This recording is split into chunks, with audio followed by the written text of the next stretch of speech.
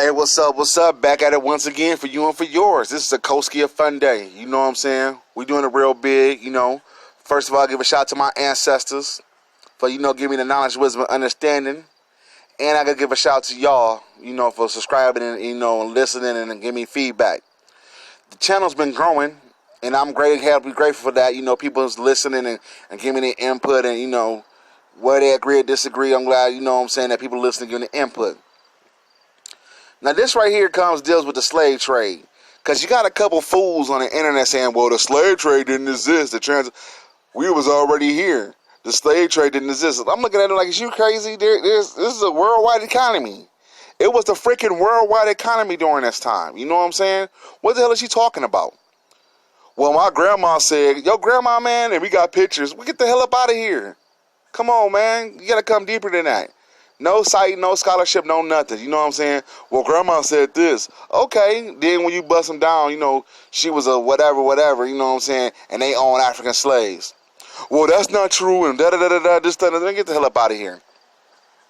So, my question is this to those that say the African slave trade did not exist. Why has the U.S. Navy had an African squadron to stop the slave trade? This, you know what I'm saying? Many pirates people don't know about that. The U.S. Navy, who itself was started in slavery. That's a whole other story in itself. You look up Providence and Newport News, Virginia and shit like that. You know what I'm saying?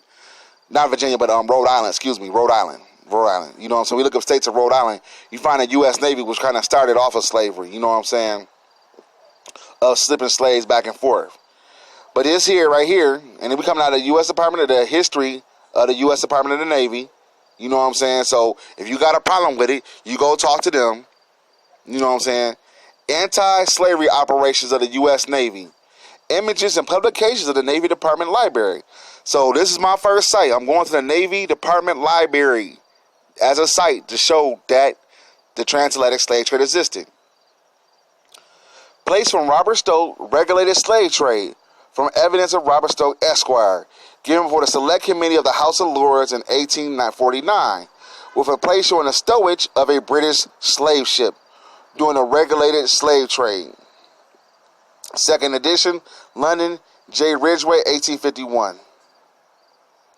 And as I said, the stowage of the British slave ship Brooks under the Regulated Slave Trade Act of 1788. Note, the Brooks, after the Regulation Act of 1788, was allowed to carry 454 slaves. She cannot store this number by following the rules adopted in this plate, namely allowing a space of 6 feet by 1 feet 4 inches to each man and 5 feet 10 inches by 1 feet to 4 inches to each woman, 5 feet by 1 feet 2 inches to each boy. But so much space was allowed as this was seldomly allowed even after the Regulation Act. So they didn't give a damn about the act. You know what I'm saying? Even though they made an act to say this is how you're supposed to properly pack slaves or properly pack African POWs you captured from the west coast of Africa. But they didn't really follow that act. Let's see what happens though. It is proven by the confession of the slave merchant that came above the acts of the Brooks had at one time carried as many as 609 slaves. This is done by taking some out of irons and locking them spoon-wise, to use a mechanical term, that is allowed by storing one at each distant ends of legs at each other. Figure 1, the longitude section, the planned deck. The planned lower deck was storage of slaves, 1 in 30 being stowed under the shelves, as shown in Figure B, and Figure 3. Figure 3 plans showing the storage of 130 additional slaves around the wings or the side of the lower decks by means of platforms or shelves in the manner of Galilee in a church. The slaves stowed on the shelves and below them only have a height of 2 feet 7 inches between the beams and far less under the beams. In this picture right here, as you see, you know what I'm saying, is a U.S. brig Perry confronting American slave ship Martha off the American Bridge. And this is during June 6, 1850. You know, as you see, the brig ship, which is on the left, if you look at it, that's a U.S. brig Perry. And the slave ship is Martha, the American slave ship Martha, is on the right, which is much bigger. Lieutenant Foote commanded the U.S. brig Perry, 1850 to 1851, on the coast of Africa, with orders to break up the slave trade carried on in the vessels flying the American flag. The last half of the book is practically a copy of the log of the ship during the cruise to capture slavers. The narrative is clear and concise and includes many thrilling incidents. Mourn. Foote was a zealous in putting down a slave trade. He had a goal that made it almost a crusade with the subsequent public lectures and his book on Africa and the American flag, 1854. Webster. No. Long and illegal, the infamous slave trade was declared by Congress in 1819 to be piracy, and as such punishable by death. The Navy's African Slave Trade Patrol was established to search for and bring to justice dealers in human misery. Never exceeding a few ships in numbers, the patrol, which from time to time included SS Constitution, which is still around. SS Constitution still is in the harbor of Philadelphia, last I knew, or maybe in Norfolk, Virginia. SS Constellation, SS Saratoga, and SS Yorktown relentlessly powered the waters of West Africa and South America and the Cuban coast, a principal area for slave disembarkment. By the start of the Civil War, there was more than 100 suspected slavers had been captured. Britain attempted to stop slavery by legislation in 1807 and enacted stronger measures in 1827, declaring that petitioning the slave trade was piracy and punishable by death.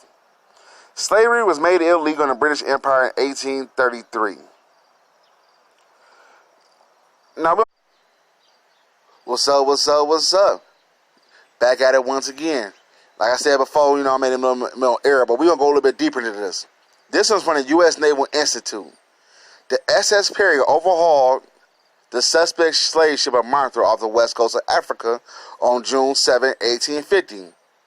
Though no slaves were found on board the ship, a slave deck laid with irons, and the captain admitted that they were not for Perry.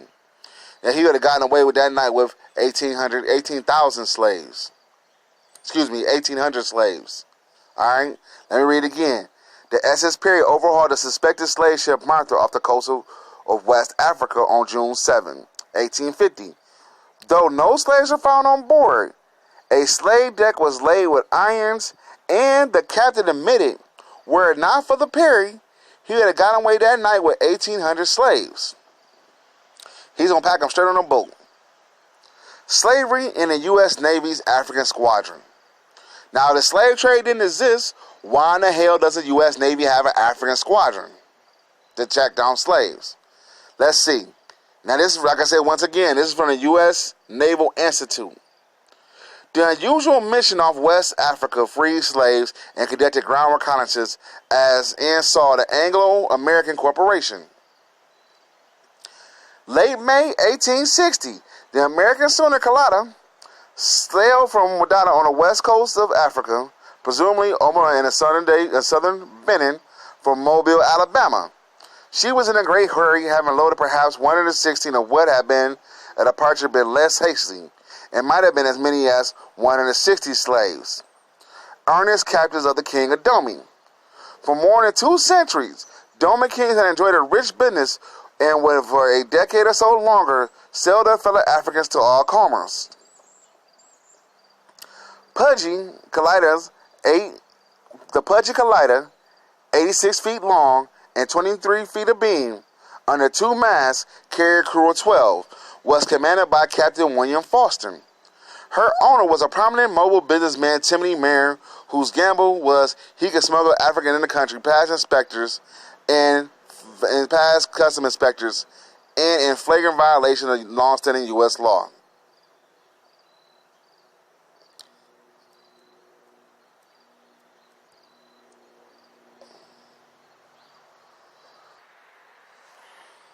Now, here's a book, and this comes from the Journal of Military History, African Squadron, the U.S. Navy, and the Slave Trade, 1842 to 1861. And this is just a quick review of the book.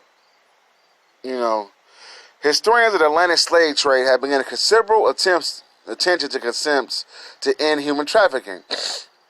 Nevertheless, such studies intended to dismiss the efforts of the United States African Squadron to curb slave trading between 1842 and 1861. Donald L. Canley seeks to close this gap in historiography with his study, The African Squadron. Canley's book is essential and a chronicle of the activities of the squadron, an American naval force created after the United States agreed with the Webster-Ashburton Treaty in 1842. Right? Something we gotta look up. His detailed actions of the squadron from the perspective of the officer from commander to commander, according to him, is the only book-length examination that uses methodology.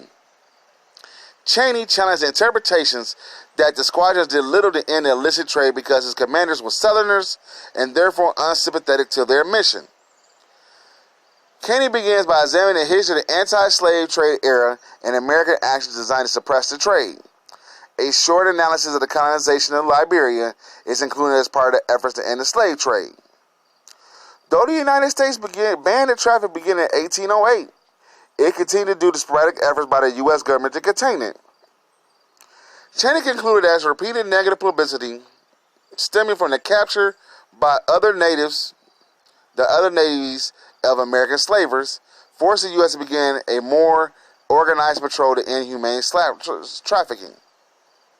As a result, the African Squadron is unique in American naval history because it was the only unit formed by Congress after accepting the treaty with Britain. Carnegie argues that the squadron was unsuccessful partly because the Navy also made the protection of commercial interests as part of the duty assigned to the force.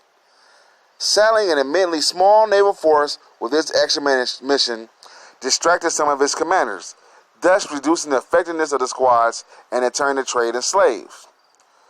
The remainder of the chronicles of the activities of each commander of the squadron offer leading descriptions of the vessels assigned to duty on the African coast. Caney deals extensively with these issues because some argue that the squadron was ineffective due to the poor quality of its vessels, and again, the fact that many of its commanders were Southerners. Caney argues that forcefully that the Southern commanders were not hamstrung by opposed slavery attitudes, but by limited resources to do the job.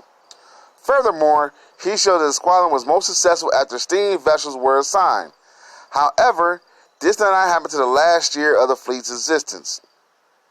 In his final assessment, Caney blames the failure of the squadron to slow the slave trading on those of higher up than the squadron commanders. It failed because, in his view, the Secretary of Navy seemed merely to neglect the African squadron. Though specialists may disagree with his final assessment, Cheney nevertheless provides a valuable resource for the end of those who are interested in studying American endeavors of armed forces. So here's another one right here that talks about the African squadron and said most of the people were Southerners, but they got handcuffed because, as I said it before, the U.S. Navy was founded in the slave trade, meaning it was dealing in slaves. Most of those so-called SS Constitutions and stuff like that, you know what I'm saying, and Constellation, many of those ships was old slave ships or merchant ships that picked up slaves off the coast of Africa and then would go back and trade it to the Caribbean and go to Rhode Island, making that triangle. You know what I'm saying? But if you got scholarship that can say that proved this wrong, you know, the Brooks Act of Regulation Act of 1788, you know, and this other thing we just found out we're going to look into eventually real soon about the Webster-Ashburton Treaty in 1842, then go ahead. You know what I'm saying? Pull the coattail. Anyway, this is a Coast Gear Fun Day. Spending knowledge for you and for yours. Much love to you and for yours. Subscribe to the channel and donate to the movement. Peace.